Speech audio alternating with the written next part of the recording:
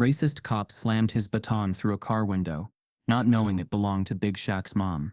Thought it was just another stop, didn't realize he'd just touched the one woman power can't shake. She didn't scream, didn't flinch, just stood still. And that silence, it was the beginning of something the cop couldn't outrun. Because when you break the wrong glass, the whole world hears it shatter. Before we deep dive into this interesting story, subscribe to our channel, and tell us where are you watching from. Share in the comments below. The morning sun hung low in the sky, spilling golden light across the quiet suburbs like honey over broken pavement. It was the kind of day that looked peaceful from a distance, but carried a strange stillness close up. Like the air was listening to something it hadn't yet decided to speak aloud. At the edge of that hush sat a sprawling modern home of clean glass and stone. It didn't scream wealth, it whispered solitude. Inside, Shaquille O'Neal. Big Shaq to the world, just Shaq to those who knew the shape of his soul, moved without urgency. His steps, heavy with both purpose and memory, echoed faintly on polished concrete floors. This wasn't the kind of mansion built for showing off. No chandeliers, no velvet. Just simplicity, steel and the quiet gravity of a man who had lived big in the world, but kept his peace small. He stood in his kitchen, sipping coffee slowly, eyes watching the birds skim the lawn. His mind wasn't on the birds. It rarely was these days.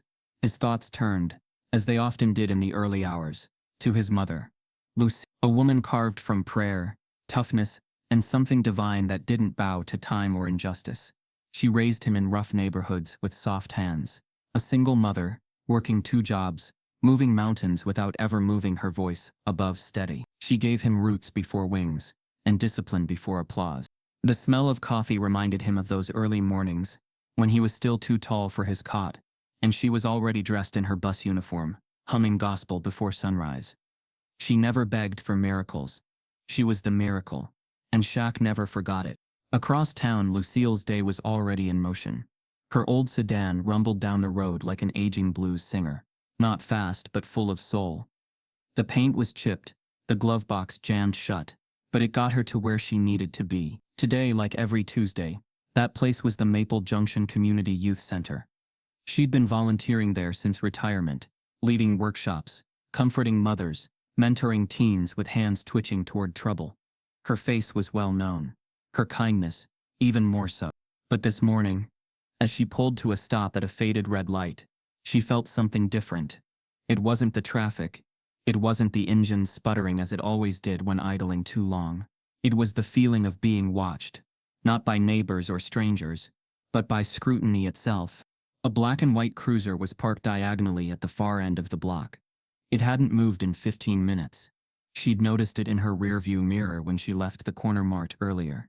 Same vehicle, same energy, like someone staring through a lens they didn't earn the right to hold. The cruiser didn't have its lights on. No sirens. Just a silent presence perched like a hawk on a branch, measuring things it didn't understand. Lucille knew better than to look directly. Years of experience had taught her the language of survival. Keep driving. Don't flinch. She turned the radio up just a notch, letting the static-flecked voice of a local host fill the space around her. The man's words were heated, but buried beneath jokes and commercials. Another lawsuit filed this week. Excessive force. Same precinct. Click. She turned it off. She didn't need reminders. The tension wasn't new, only louder. Back in his home, Shaq turned on his treadmill, but didn't run. He just walked, slow and steady, letting his mind stretch further than his muscles. The weight of fame had become a silent thing. People expected smiles, jokes, endorsements. Few expected presence. And presence was what his mama taught him. How to listen without interrupting. How to see without judging. How to feel the vibration of a room, without speaking a word. These things don't make headlines, but they build men. He hadn't spoken to her yet.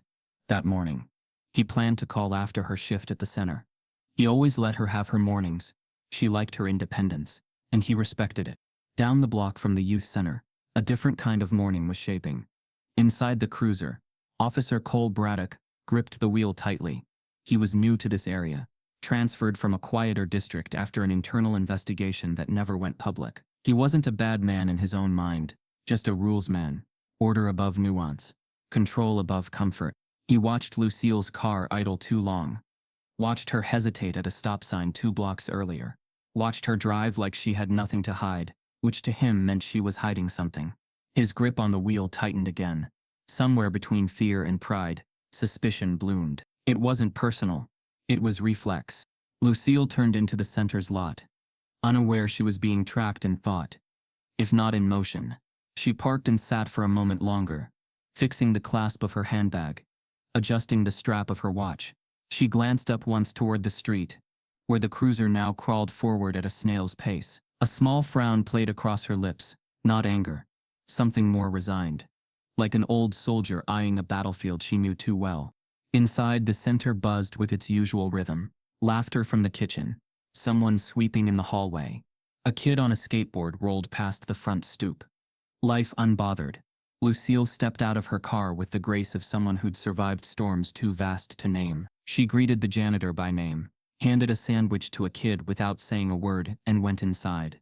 Elsewhere, the sun kept climbing, but something in the day refused to rise with it. Shaq paused his treadmill. He didn't know why, but a chill kissed the back of his neck.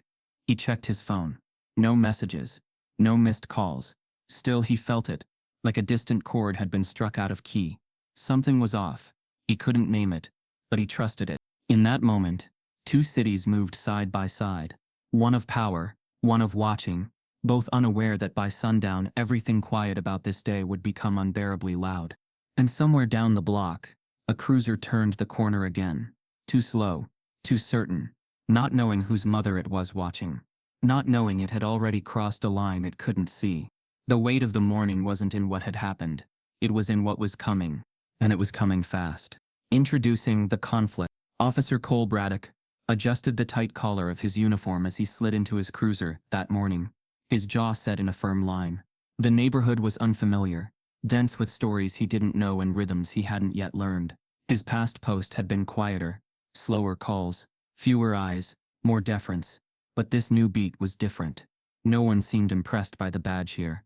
People looked at him the way veterans looked at rookies, skeptical, measuring, waiting for the first mistake.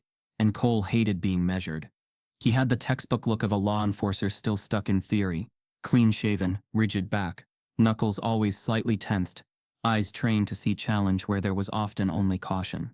Cole didn't understand this place yet, but he believed he could correct it. Respect, he thought, was earned through firmness, not empathy. To him, de-escalation sounded like weakness disguised as patience. His academy training had covered procedures, but not humanity. Cruising through the residential stretch of Maple Junction, he saw nothing wrong at first glance. Kids walked dogs, seniors gardened, and cars moved with sluggish normalcy. But then he spotted the same sedan he had quietly clocked earlier that morning. An old Navy model, with faded trim and a bumper sticker worn to anonymity. It rolled up to a light and sat there, a few seconds longer than expected. That was all it took. To Lucille, the pause was a moment of recollection. She'd adjusted her rearview mirror to make sure the cruiser wasn't behind her again. She had seen it earlier, hovering at the edge of the block like an unwelcome echo. But in Cole's mind, that hesitation wasn't benign. It was resistant. He'd already built a narrative around her. The outdated car, the confidence in her slow, steady driving, the lack of panic, all of it read to him as controlled defiance. He tapped the siren. One quick chirp. Then lights. Lucille's car eased toward the shoulder with practiced calm. No sudden moves. No flinch. She knew the steps. Hands on the wheel. Window cracked. Not rolled all the way down. Back straight. Posture respectful. These weren't overreactions. They were habits formed over decades of surviving systems that asked for obedience but rarely gave fairness in return. Cole approached the driver's side window, already suspicious. Her calmness didn't relax him. It irked him. He asked for license and registration, and Lucille nodded, reaching slowly into her purse with deliberate care. But her silence got to him. No apologies, no panic, just procedure. To Cole it felt like control, like she thought she owned the moment. And something inside him, pride or fear or both, refused to let that stand. When Lucille hesitated briefly after retrieving her wallet, glancing up then down again, Cole took it as refusal. He raised his voice slightly, demanded quicker compliance, but Lucille didn't match his energy. She simply placed her wallet on the dashboard, still not saying a word. That silence, it undid him. He moved faster than needed, reached for the door handle, locked, ordered her to unlock it. Lucille remained motionless, not stubborn. Still, her quiet wasn't protest. It was power. It was the weight of a woman who'd lived through every kind of judgment and knew this moment didn't deserve her fear. But Cole, in his limited scope of experience, mistook stillness for threat. His training didn't teach him to decode dignity. He stepped back, adrenaline now outweighing common sense, and called in a non-compliant vehicle stop. There was no threat, no resistance, but his heartbeat told a different story. His world didn't allow for calm that couldn't be controlled. With one last demand shouted through the window, he raised his baton and in a moment of frantic decision-making, born from pressure he invented himself, shattered the glass. The sound cracked through the street like a gunshot, drawing eyes from porches and sidewalks. Lucille didn't scream, didn't move. Glass rained down like sharp little judgments, catching the early sun as they hit the seat, her lap, the floor. She blinked once, but her expression never changed. Even Cole, in the aftermath of that action, seemed momentarily frozen, as if the reality of what he'd just done had broken through his tunnel vision too late. Lucille turned her head slowly to face him, a look on her face that didn't show fear or rage, just disappointment. The kind that didn't need words. Cole muttered something clipped about safety and suspicion, but his voice barely held its footing. She opened the door herself and stepped out with the careful grace of someone refusing to be reduced. People began gathering, not crowds, but clusters. Eyes narrowed, phones discreetly raised. No one shouted, but the silence was different now. Heavy. Lucille picked up her purse, slung it over her shoulder, and looked once more at Cole before walking past him. Headed inside the youth center, she didn't look back, didn't argue. Her walk was composed, unbothered by the shards glinting on her sweater. Cole stood there, breath uneven, face tightening beneath the growing gaze of strangers. His radio crackled, but he didn't answer it. His jaw clenched, fingers twitching against his side. He had intended to assert control, but control had slipped right through the cracks he made in the window. His badge didn't feel as heavy now. It felt exposed. Back inside the youth center, Lucille went straight to the kitchen, quietly asking for a broom. Not for herself. She was going to clean the front step where some glass had fallen. Her way of leaving a space better than how she found it. Even now. Outside, Cole sat back in his cruiser. He didn't write a ticket, didn't file a formal charge. He just sat there, engine idle, unsure of what part of him had just fractured. The street looked the same, but it didn't feel the same. And far away, in a house still untouched by the news of this moment, Shaq stared again at his phone. Still no call. But something inside him had shifted, the same way glass gives way beneath pressure. Quietly, then all at once, the glass lay like cracked ice across the sidewalk, glinting in the sunlight like remnants of something sacred torn apart. But Lucille O'Neal didn't flinch. She stood still, one hand clutching the strap of her purse, the other brushing a shard from the fabric of her sleeve with the same calmness she used to dust off a church pew. Her face didn't harden. Her eyes didn't widen. There was no trembling lip, no shaking voice, She was calm, devastatingly calm. Cole Braddock, still standing by the now doorless sedan, felt something shift in the pit of his chest. He couldn't name it. Not shame, not yet. It was more like confusion, or perhaps disbelief. How could someone who just had their space violated, their rights chipped away by tempered glass and untempered judgment, not scream, not protest? It didn't fit the narrative he'd built for her, and that terrified him more than resistance ever could. Lucille turned toward him slowly, eyes leveled and deep like riverstone. Not soft but shaped by time and trials. She said nothing. There was no need. Her silence spoke in frequencies Cole wasn't trained to hear. It wasn't submission. It was endurance, the kind passed down through generations that survived louder brutality than this, and knew how to let quiet cut deeper than shouting ever could. The cruiser's radio crackled again, but Cole didn't reach for it. Behind him, the whisper of community murmurs began to stir. A neighbor stepped onto their porch. A young woman inside the youth center watched through the glass. A few boys on bikes paused at the curb. Phones rose. Not high, not obvious, just enough. The air changed. Not chaotic, not explosive, just thick with understanding. They knew her. They all did. But Cole didn't. Not really. Not beyond what his assumptions had painted in bold, impatient strokes. He didn't know she ran coat drives in the winter. Didn't know she mentored kids who'd lost their fathers. Didn't know she once testified before the city council about gun violence. Or that she handwrote thank you notes to janitors who cleaned after the youth center closed. He didn't know her by name, by story, by anything real. To him she was only a moment of hesitation, at a green light. Nothing more. Lucille leaned into the car just enough to retrieve a folded envelope from the passenger seat, then stepped away without brushing more glass off the seat. Her movements remained fluid, deliberate, unaffected by the shards that still glittered in the morning light. She didn't offer her ID, didn't ask for his badge number. She simply turned, adjusted her cardigan as if preparing to enter church, and walked toward the youth center doors with the kind of dignity that made people straighten up without knowing why. Every step away from him echoed louder than the glass had when it broke. And Cole, still clutching his baton, though there was no longer a reason to, watched her go without a word. He hadn't cuffed her, hadn't charged her. He had only broken something, and the worst part was, he didn't know exactly what it was, just that it couldn't be glued back together. Lucille passed the children's mural on the wall of the center, a painting of linked hands, sunrays, and the words, "We rise as one," without pausing. The receptionist nodded gently as she entered, already having seen everything from behind the glass. Lucille offered her the envelope wordlessly. It contained donation checks for the next quarter's after-school programs. She didn't mention the car, didn't speak of the officer.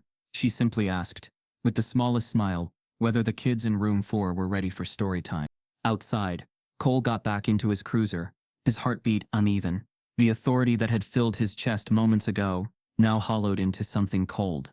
He scanned her license plate again, trying to force a procedural reason for what he'd done, but none came. The words on the computer screen meant nothing. All he could remember was the look in her eyes, not accusing, not angry, just ancient, just tired, just done. He sat there longer than he should have, long enough to notice that no one else on the block looked his way anymore. People went about their mourning, yes, but with that specific kind of silence that doesn't forget. A quiet burn had been lit, not in fire but in witness. Inside, Lucille began reading aloud to a group of children huddled on rugs and beanbags, their wide eyes eager and unaware. Her voice was calm, melodic, maternal, the same voice that raised one of the biggest athletes in the world, the same voice that had healed more wounds than it ever caused. No one in that room knew what had just happened outside, and Lucille didn't let it follow her in. But something did follow, something unseen, but alive now in the air. Not anger, not revenge, something slower, smarter, brewing. And miles away, in the calm before his own storm, Shaq sat at his kitchen table, finishing a protein shake, still unaware of what had happened that morning. His day had moved forward, untouched, but in the coming hours when the clip would begin to circulate, when whispers would turn into waves, he would not see a stranger on screen. He would see her. He would recognize the calm. He would feel the silence louder than any siren. And when that happened, he would not flinch, either. Because he was raised by the kind of woman who stood still, even when the world tried to shatter her. Escalation begins, but quietly. It started with a flicker, a 33-second video posted without sound, cropped just above the squad car's dash lights. The footage came from a gas station security camera across the intersection, the kind of camera meant to deter petty theft, not capture history. But sometimes, history doesn't ask for permission. It simply unfolds in silence, and someone somewhere hits upload. The video showed only the tail end. A police cruiser pulled up beside a dark-colored sedan, a brief exchange through the window, a sudden backward lurch, and then the unmistakable swing of a baton. The driver's side window exploded outward like a dropped glass ornament. A woman emerged moments later. No struggle, no words. Her gait was calm, her back straight, her purse slung over her shoulder like a badge of her own. She walked away without turning, without panic, without a single glance at the camera that by accident or fate had captured it all. It wasn't tagged, no names, no precinct, no hashtags, just a caption, "This happened 15 minutes ago in Maple Junction." Woman didn't flinch. At first, the clip floated in digital space like a piece of driftwood, shared, reshared, but with no anchor. The faces were too far to identify, the audio too distant to interpret, but the visual told its own story. Force where there was no fight, suspicion where there was stillness, control where there was no danger, People didn't need full context to feel discomfort. Then someone recognized the cruiser's unit number. Then the street. Then the woman's walk. A local community page picked it up. A retired teacher commented, "I believe that's Mrs. O'Neal. She volunteers at the youth center. Good woman." Another comment, "She's the one who leads the Thanksgiving drives, right?" The name caught traction, but still no one connected the larger dot. Not yet. In a quiet corner of his home, Shaq scrolled through his phone between emails. Nothing heavy, just routine updates, a charity check-in, an endorsement pitch, a high school game recap. Then, like a spark buried inside a haystack, the video surfaced in his feed, reshared by a sports podcaster he didn't even follow. There was no warning, no context, just the grainy footage and a chill that ran down his spine. He watched the clip once, then again, and again, not because he didn't understand what he was seeing, but because he did. Long before the face came into focus, before the angle revealed her blouse, or the slope of her shoulder, he saw something else. The posture, the angle of her chin, the way she stepped out of the car without shrinking, the unbothered pivot of her heel. That was her. That was his mother. He didn't blink. He didn't curse. He didn't call anyone. He just sat with the weight of it. That footage. Millions would see it and feel outrage. He saw it and felt something far more personal. His blood didn't boil. It thickened. Every inch of him felt heavier, because there are things you can't unsee, especially when the world sees them last, and you see them first. His phone buzzed again. The clip was already going viral. A social justice page had picked it up and added a sharp caption. Another unnecessary escalation. No crime, no threat, just glass and silence. The replies swarmed. Who is she? This is why we say protect black women. Where's the full footage? Where's the justice? But Shaq stayed still, because the world didn't know who she was yet. They saw the woman, but not the mother, not the heartbeat of a man they cheered courtside for years. And he wasn't ready for that part to arrive. Meanwhile, in Maple Junction, the youth center buzzed with whispers.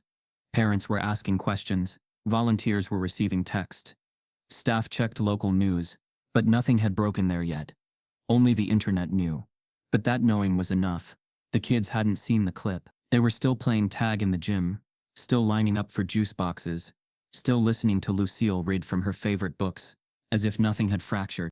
Lucille hadn't changed a thing. Her clothes remained the same. Her voice never wavered. When asked if she was okay, she nodded and smiled gently. But she didn't bring it up.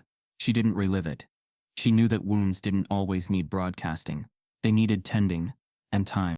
Across town, Officer Cole Braddock sat in his precinct office, unaware that his shift had already left his hands. No reprimand. No press. Not yet. He scrolled his own phone on break, pausing when he saw the clip. His face paled. He recognized the curve of the street, the station logo on the cruiser, the way his baton flashed just before the screen blurred. He didn't speak. Didn't move. The comments were flooding in. The speculation, the anger, the digital wildfire he hadn't seen coming. He reached for his desk phone, then put it back down. There was nothing to report. He knew the protocol. He also knew the silence of the department. They wouldn't act unless they had to, unless someone forced them. Back at Shaq's, the phone began to ring. Not texts, calls, a teammate, a cousin, a local journalist. Then finally, his manager. They were asking, was it true? Is it really her? Are you ready to make a statement? Shaq said nothing. He ended the calls, one after another. He wasn't ready for press. He wasn't thinking about statements. His heart wasn't in image control. It was in memory. Memory of a woman who didn't just raise him, but built him. The image of her standing there, surrounded by glass, unsmiling but unbroken, carved itself into him like stone. That wasn't a viral moment. That was legacy being disrespected. As the sun dipped low behind the skyline, the video crossed another threshold. A major network picked it up, framing it as potential misconduct under investigation. Still, no name attached. Not yet. But the questions grew louder. Reporters scrambled for identity. Bloggers guessed. Activists demanded body cam footage. And somewhere in the middle of it all, in a modest room filled with drawings on the walls and juice cups on tables, Lucille O'Neal folded a paper plane for a child with a scraped knee. Her hands steady, her smile real. The world didn't know her name yet, but it was about to. And when it did, it wouldn't be her face that shocked them. It would be the truth. They'd tried to shatter the wrong mother. The street wore a different kind of silence. At night, it wasn't empty, just restrained. Porch lights flickered like sentinels, and distant televisions hummed behind screen doors, playing the same looping clip of a woman stepping out of a broken car window. But now, the woman had a name, Lucille O'Neal, and that name had sent a ripple far larger than anyone expected. Shaq arrived after dark, unannounced, without camera crews or handlers. No SUV with tinted windows, just him. A hoodie pulled low, hands in his pockets, walking the sidewalk like it belonged to him. Because in many ways, it did. This wasn't the neighborhood he grew up in, but it felt the same rhythm in the air, the same cracked pavement, the same people who nodded without needing words. He didn't need an introduction here. His presence wasn't for show, it was for understanding. He walked past the youth center, paused by the mural painted on the side. That image of clasped hands under a sky of burning orange. The words "We rise as one" sprayed in bold, patient strokes. He ran his fingers lightly across it. It had been touched up last month. Lucille had helped with the final brushwork. She always said colors heal faster than arguments. Across the street, a group of teenagers leaned against their bikes, huddled in quiet conversation. They noticed him not with fanfare, but with curiosity. They'd seen him on TV.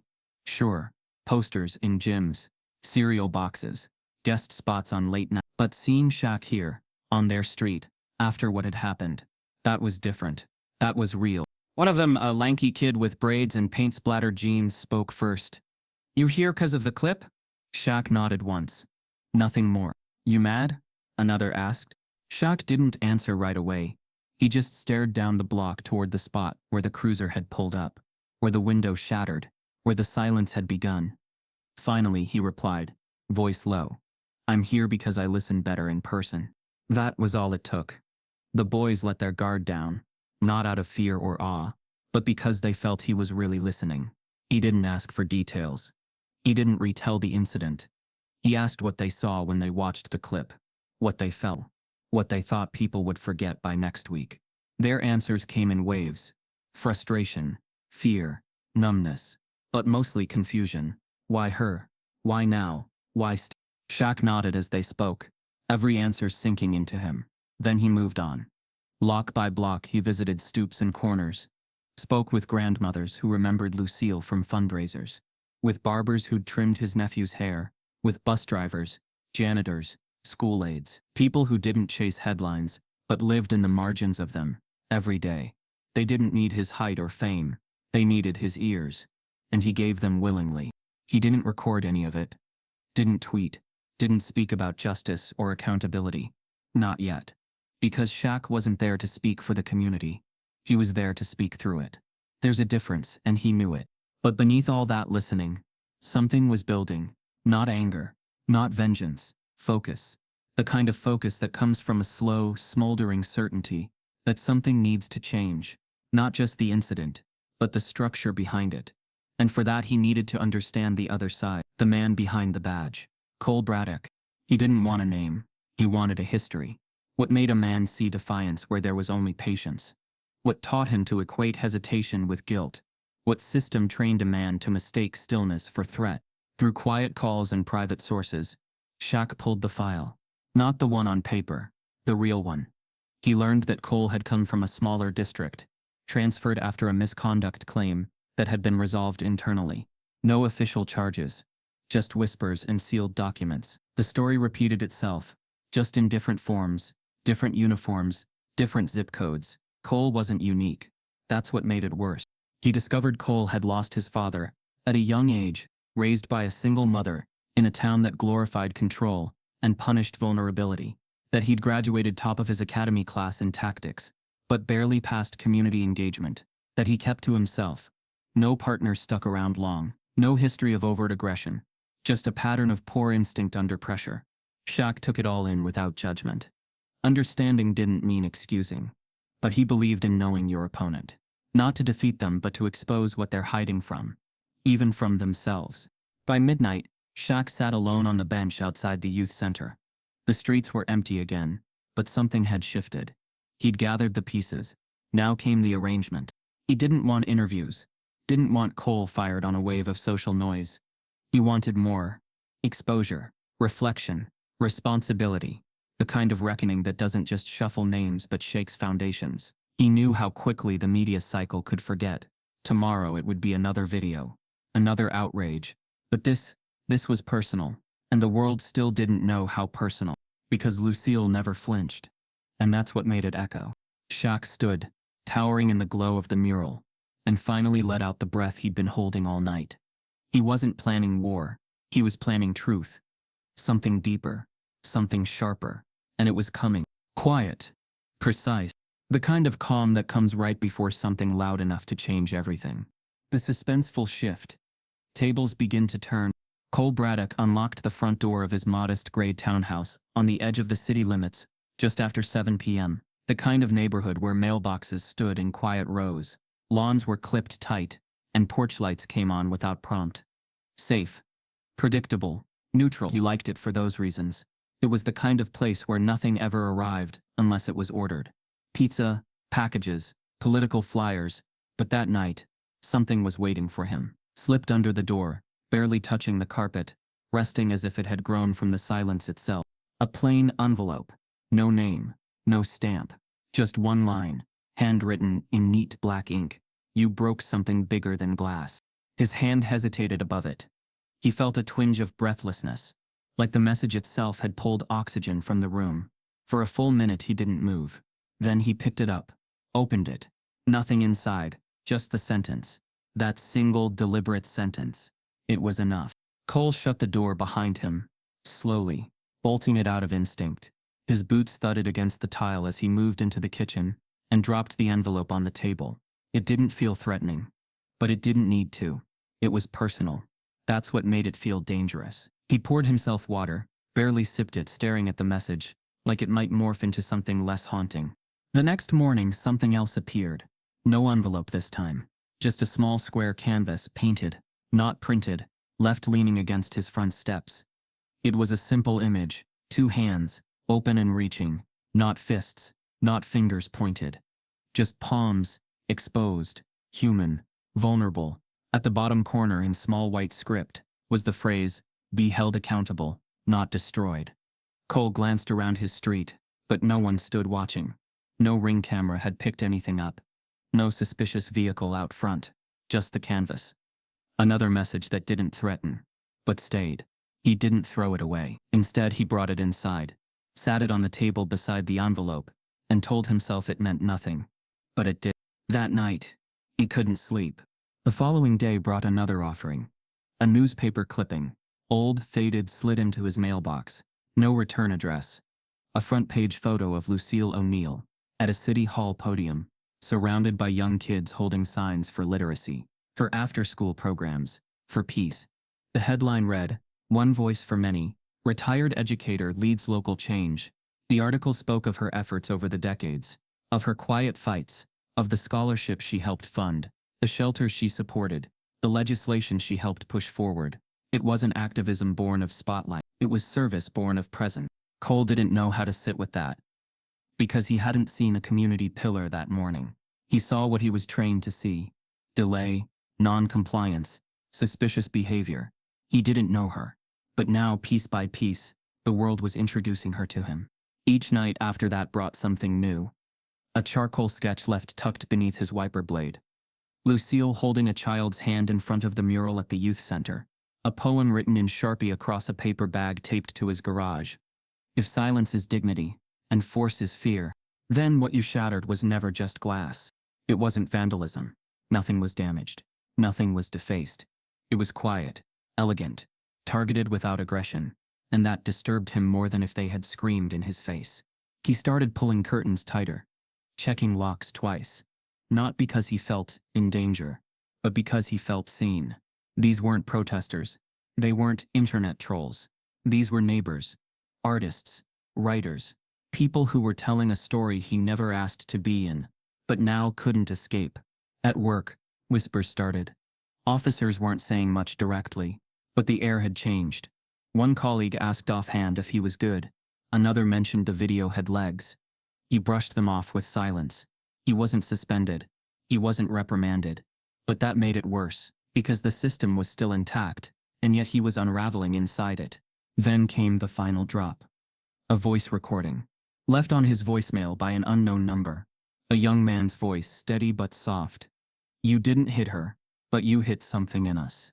And we don't need you gone. We need you aware." It ended there. No name. No threat. Just a mirror, quietly held up. Cole sat in his living room that night, staring at the canvas with the open hands. He couldn't put his finger on what he was feeling. It wasn't guilt exactly. That required owning something. He hadn't done that yet. It wasn't fear. No one was coming to hurt him. But it was pressure. Not from above.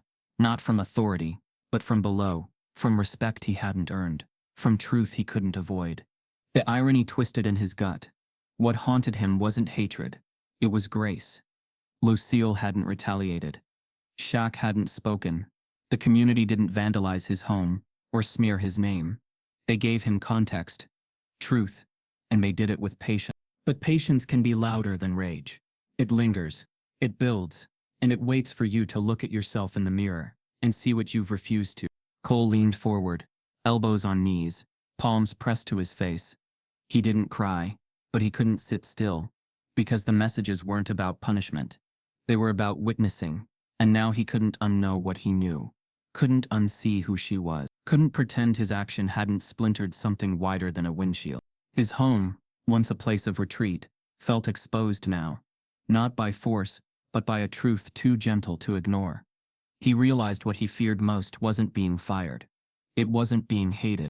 It was being forgiven, and still knowing he hadn't deserved it yet. It began with a voice barely old enough to vote, shaky but certain, holding a phone camera with the kind of resolve only the young and heartbroken can carry. The video wasn't flashy.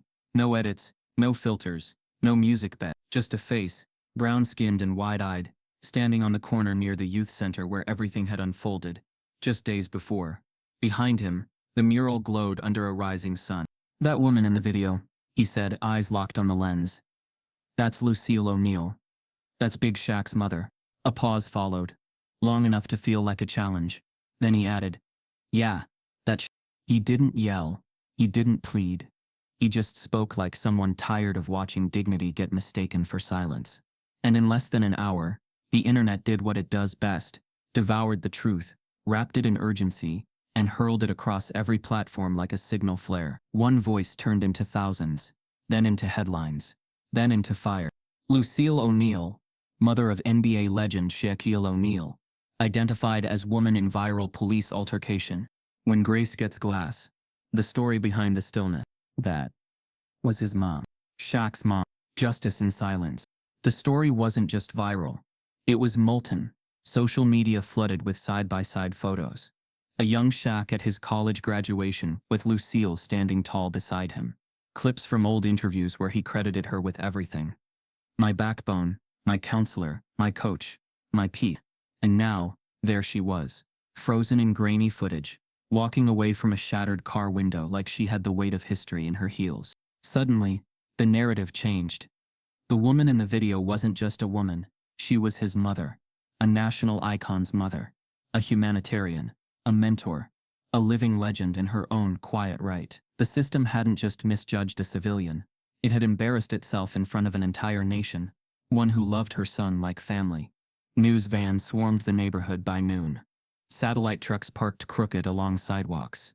Camera crews set up near the youth center gates, trying not to look intrusive while being exactly that. Reporters chased leads with the breathlessness of scandal chasers. Lucille, as always, declined interviews. Inside the youth center, her routine remained unshaken.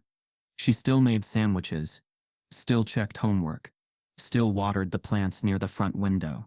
But the energy had shifted. People looked at her with fresh reverence. The kind reserved for the quietly brave.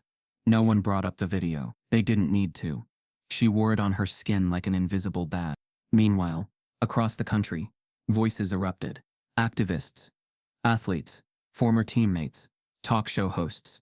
They all had opinions, takes, demands. Some wanted Cole Braddock fired immediately. Others called for legal action, federal oversight, public apology. But through it all, One voice was missing. The one voice they expected to rage. Shaq stayed silent. Not a tweet. Not a press release. Not a late-night interview or carefully crafted Instagram post. Just nothing. Not because he didn't care, but because he was crafting something bigger than outrage. He wasn't going to respond with hashtags. He wasn't going to feed the fire with fury. He was waiting for the world to quiet again, so he could speak in a way that wouldn't get drowned out by the noise. But behind that silence, there was motion. Shaq's team fielded dozens of interview requests. Every major network wanted a sit-down. Offers for exclusive coverage poured in, with money behind them. He rejected them all. Not for pride, for control. He didn't want this moment edited, dissected, or reframed.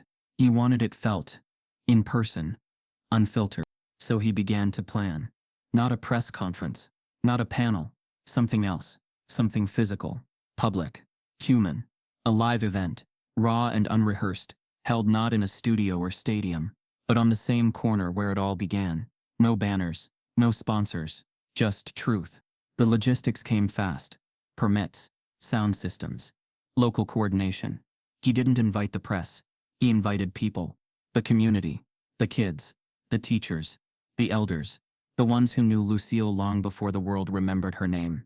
He called it the real window, a play on what had been broken, and what still remained clear. Flyers spread digitally, subtly, no logos, just the words, "He's ready. Meet him where it started." Back in his home, Shaq rehearsed nothing. He didn't write a speech, didn't consult PR. He watched the clip again, once, quietly. Then he closed his laptop and stared out the window. One hand pressed against the glass, not cracked, not broken, just cold and still. He thought about every lesson his mother ever taught him. About restraint. About how sometimes dignity makes more noise than protest. About how power doesn't always look like control. Sometimes it looks like pausing long enough to choose grace on purpose. He wasn't coming to shame Cole. He wasn't coming to clap back, or burn bridges. He was coming to build something. A mirror maybe. One big enough for people like Cole to see themselves fully, even if it scared them. And somewhere across town, Cole knew it was coming. The pressure in his chest wasn't from backlash. It was from the inevitability of being looked at not as an officer, but as a man. And in that view, the badge wouldn't shield him. As night fell over Maple Junction, the community buzzed low with expectation. Kids chalked messages on the sidewalk. Dignity speaks. Shaq's coming. We're still standing. A pastor passed out folding chairs in the lot. A local band tuned their instruments under a street lamp. And in every corner of the city, people weren't just waiting to see what Shaq would say. They were waiting to see how he would say it. Because now the world knew. Not just the video. Not just the name. But the truth behind the silence. And that truth had a voice. And that voice was coming. The confrontation without fists. The street looked different now. Not cleaner. Not newer. Just seen. Fold-out chairs lined the curb in semicircles. Small speakers sat atop milk crates, and extension cords snaked from nearby storefronts humming low beneath the rhythm of anticipation. It wasn't a rally. It wasn't a protest. It was quieter than that. Sharper than that. It felt like reckoning made human, deliberate, uncommercialized, bare. Shaquille O'Neal stood at the edge of it all. Not in a tailored suit or designer hoodie, but a plain black t-shirt and jeans. No microphone in hand. No flashbulbs. Just presence. His size always commanded attention, but today, it was his stillness that made the air tighten. He didn't stand on a platform. He stood with the people, eye level, shoulder to shoulder. No logos, no slogans. Just one handwritten sign taped to a light post nearby. Truth, not trial. At his side, Lucille O'Neal sat calmly in the front row. Her posture, as always, was perfectly upright. Her hands resting in her lap. Her gaze fixed forward like she was watching something already familiar. Like she'd been here before. Just in different forms, different cities, different centuries. She hadn't spoken a word publicly since the video surfaced. She wasn't here to demand. She was here to be present. The youth center stood in the background. Lights on, mural glowing.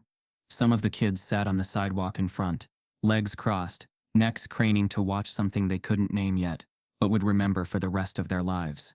Then, through the soft noise of tuning guitars and quiet chatter, a hush fell as a single figure turned the corner uniformed, alone, unsure. Officer Cole Braddock. He walked slowly.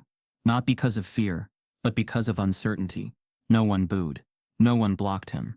But all eyes found him, not with rage, with intention. He wasn't here as an enforcer. He was here as a man without armor. Shaq didn't walk to meet him. He let Cole come all the way. That in itself was part of the process. The path you walk to face what you've done should never be cut short. Cole approached the chairs, then stopped just behind the first row. He didn't speak, didn't sit. His badge was off. His hands were folded in front of him. For a moment, everything stood still. Then Shaq stepped forward. He didn't take the mic. He didn't need to. His voice carried in a way microphones couldn't replicate.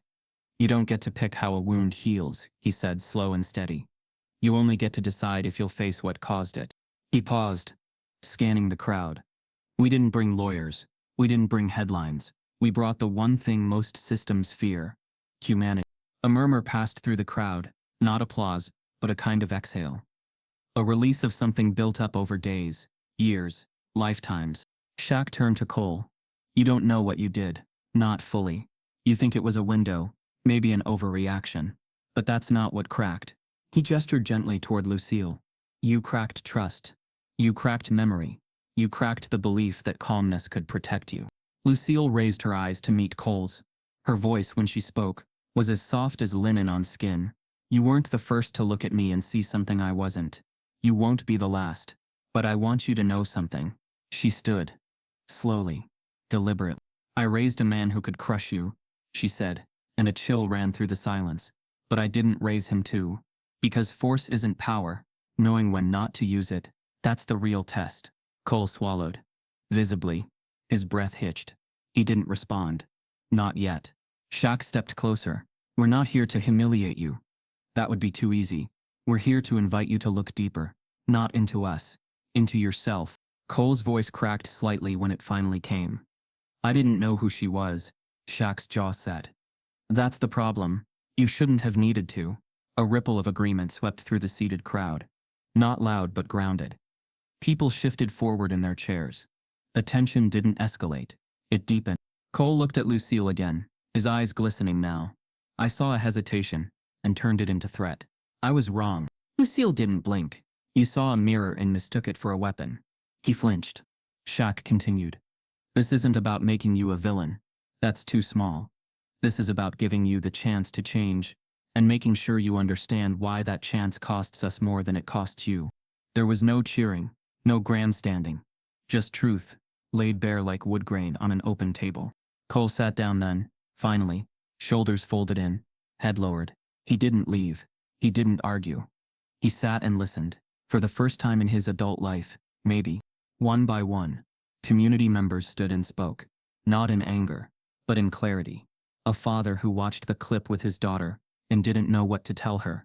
A teacher who remembered when Lucille volunteered after losing her own sister. A teen who said she realized her quiet didn't protect her after all. Each voice layered the lesson. Not louder, just richer. Shaq watched. Not as a celebrity, not even as a son, but as a man who knew power could ruin or repair, and had chosen the latter. When it was done, there was no closing statement. No climax. Just stillness again. The kind that followed something sacred. Lucille turned to Cole once more. "The only thing more dangerous than fear," she said, "is a man who lets it stay in charge." Then, she walked away. No applause. No closure. Because some truths don't end in punctuation. They just continue inside the people who carry them forward. And on that street, under folding chairs and paper signs, humanity wasn't just on trial. It was teaching class. The badge was left quietly on the desk. No speech, no ceremony. Just a folded note beside it, handwritten in blocky, uncertain script. "I got it wrong, and I want to get it right." Cole Braddock walked out of the precinct, not with disgrace on his heels, but something heavier, the kind of weight that didn't come from punishment but from clarity. A resignation not of career alone, but of identity. He wasn't fleeing consequence. He was choosing confrontation with himself. The department didn't fight it. His superiors gave him a curt nod, neither absolving nor condemning. They were glad, some even relieved, but none said it. The force had weathered its public storm without lawsuits, without internal protests. But in the hallways and briefing rooms, they knew it could have been worse. It should have been worse. The fact that it wasn't, said more about the O'Neals than about them. Cole didn't leave the city. He could have. It would have been easier to disappear, take a post in another town, another state, start over. But starting over felt dishonest. So instead he stayed. Right there in Maple Junction. On the same streets. Near the same mural. Walking the same sidewalk where Lucille O'Neal once stepped through broken glass with unshakable poise. He wasn't following her. He was following the silence she left behind. Weeks passed. The media flame dimmed. The trending hashtags faded. But something deeper took root. Not in headlines, but in people. Cole's name still came with tension, with glances that lingered a little too long. He didn't argue. He didn't correct. He absorbed it, like someone choosing to stand in the rain they caused. One Friday afternoon, he walked into the youth center. No cameras, no announcement, just a baseball cap pulled low and a request. "Do you need help stacking chairs?" The young man at the desk blinked twice. "You sure you're in the right place?" "I think I am," Cole replied, not defensively, just plainly. Lucille wasn't there that day, but word got back to her by sundown. She didn't respond immediately. She didn't send thanks or disapproval. Instead, she waited, not to test him but to allow him the space to act without audience. Cole returned the next week, and the next. He didn't take over programs. He didn't position himself at the front of classrooms. He cleaned the supply closet, repaired wobbling tables, refilled water jugs. When he spoke, it was only to ask what was needed. No more, no less. Some of the older kids gave him side eyes. Others watched him like a live wire, curious but cautious. A few whispered his name, trying to figure out if this was a PR stunt, but it never felt staged. Because penance, when real, doesn't shout. It doesn't seek redemption through performance. It keeps showing up until suspicion gives way to recognition. Shaq heard about the visits. Not from Lucille, not directly, from whispers in the neighborhood. From a kid who casually mentioned that Mr. Braddock helped build shelves for the art room. Shaq didn't react. He didn't show up to thank him or question his motives. He simply listened, and let it be. He understood something most people didn't. Not every change needs a platform. Not every lesson needs a witness. Power, real power, doesn't move in declarations. It waits. It allows the slow erosion of ignorance to become understanding, not through humiliation but through presence. One morning, months later, Shaq drove by the center and saw Cole sweeping glass off the sidewalk. Not from vandalism, just a shattered juice bottle.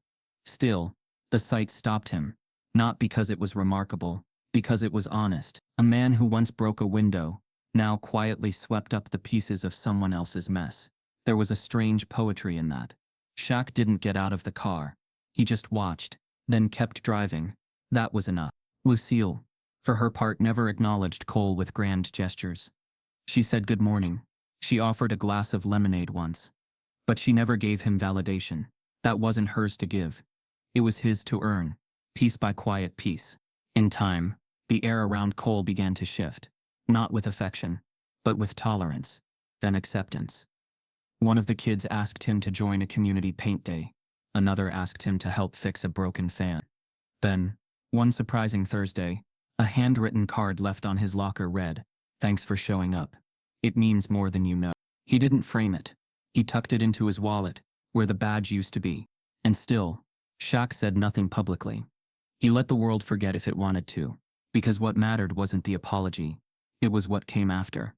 It was consistency without applause, effort without entitlement, regret without rewriting. In a time where justice often gets wrapped in spectacle, Shaq chose stillness, chose to watch rather than instruct, to believe in the long game of change, rather than the short burst of reaction. Cole was far from perfect. He never would be. But he was learning, slowly, painfully, and most importantly, willingly. Because the real lesson wasn't in the apology.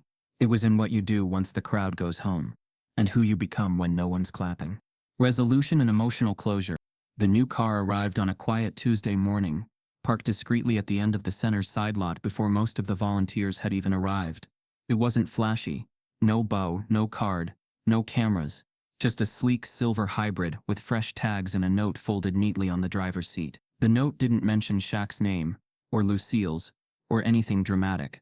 It said only one line in tidy cursive, "For the road you paved before we even noticed." Lucille found it mid-morning, After coming out to water the planters near the sidewalk, she didn't gasp, didn't cry.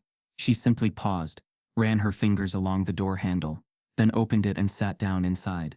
She didn't start the engine, just sat in the driver's seat, letting the new car's silence stretch around her like fresh air. Leather seats, a dashboard that lit up without her touching a thing, and no spider cracks in the glass. It was beautiful, but she didn't smile. Later that day, when asked about it, she told the staff she'd leave the car parked until the weekend. Let it settle in first, she said. But what she didn't say, what she didn't have to, was that she wasn't quite ready to drive away from the past just yet. In her modest garage at home, the old sedan still sat quietly under a tarp that barely covered its worn edges. The window on the driver's side remained shattered, though she'd swept out the glass weeks ago. There was dust on the dash now, and the upholstery had stiffened where the sun used to land. Shaq had offered to have it hauled, restored, even scrapped, but Lucille refused. Some things don't need fixing, she'd said. They just need remembering. She kept it there not because she was holding on to trauma, but because she understood that what had happened in that car wasn't just an incident. It was a threshold, a place where someone's worst instincts collided with someone else's unshakable dignity. That car wasn't a vehicle anymore. It was a marker of what had broken and what hadn't. Across town, Shaq returned to his own quiet. The news cycle had shifted, as it always did. The think pieces had dwindled. The hashtags faded, but the impact, the kind that doesn't post well on social media, lingered. You could feel it in the slowed-down pace of patrol cars near the youth center, in the fuller attendance at neighborhood forums, in the subtle way the kids looked at Lucille with not just respect, but recognition. They understood now that woman wasn't just Big Shaq's mom. She was Lucille, and she was the story, not a footnote in someone else's headline. Shaq hadn't spoken to the press. He never issued a formal statement. No brand endorsements followed. No advocacy foundation was launched. But something in him had shifted too. His sleep, once interrupted by flashes of glass and silence, had begun to return to its natural rhythm. Not because he was at peace with what happened, but because the storm had come, and his mother, as always, had weathered it without blinking. On a warm evening, 2 weeks after the forum, he stopped by Lucille's house with groceries she didn't ask for but always appreciated. She met him at the door, dish towel in one hand, glasses halfway down her nose. No ceremony. No lingering glance, just a nod and a "put those on the counter. I've got corn soaking." After dinner, they sat on the back porch where the air smelled like jasmine and memory. Lucille didn't bring up the car. Shaq didn't ask about Cole. They talked about the garden, the kids at the center, and a recipe she'd recently gotten from a woman at church. The silence between them wasn't heavy, it was earned. When the sky deepened to navy, and the porch light clicked on with its soft mechanical sigh, Shaq finally asked, "You ever gonna drive the new one?" Lucille tilted her head, a small smile tugging at the corner of her mouth. "Maybe this Sunday. Depends how I feel." He nodded once, satisfied. Then after a pause, "You keeping the old one forever?"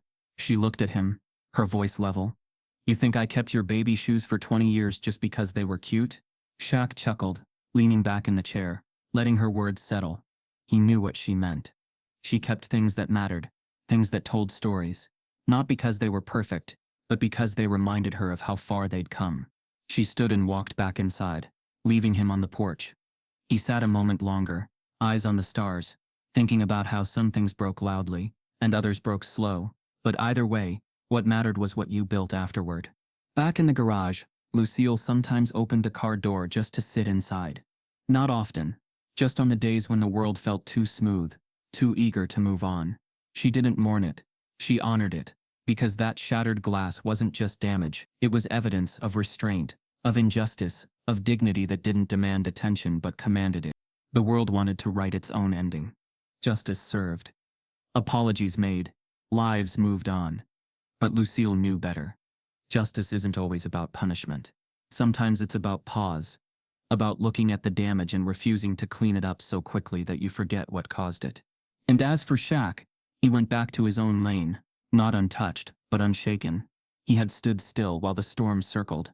He hadn't reacted with fists or statements or noise. He had waited, and in that stillness he had given the world something it rarely gets, a chance to listen, before it judges. The story didn't end in a courtroom. It ended in a garage. In a parked car that still bore the scar of a moment the world would rather forget, but couldn't, because Lucille never flinched. And Shaq, no matter where he was, always heard the glass, even from miles away. If this story stirred something in you, let it move beyond the screen. Start the conversation that others are too afraid to have. Look closer at the quiet ones. Listen longer to the silences. Because real change doesn't go viral. It shows up, stays present, and keeps growing. You're not just a viewer, you're part of what happens next.